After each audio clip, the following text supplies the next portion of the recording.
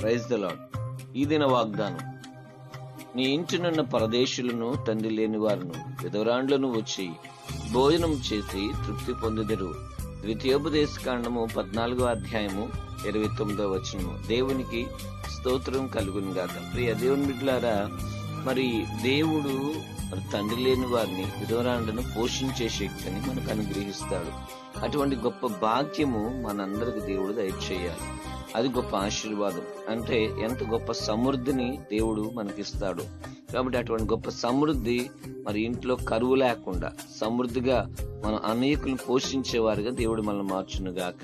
ప్రార్థిద్దాం. తండ్రి, నీకు వందనాలు దేవా, గొప్ప సమృద్ధి దయచేయండి. ఎంతమంది అయితే నాయన అదిగో తండ్రి లేని వారు ఉన్నారు, విధవరాండ్లు ఉన్న వారిని పోషించే శక్తి దేవాన్ని బిడ్డలకు అనుగ్రహించి మేలు చేసి సహాయం చేయమని అడుగుచు యేసు నామములో ప్రార్థిస్తున్నాము తండ్రి. ఆమెన్.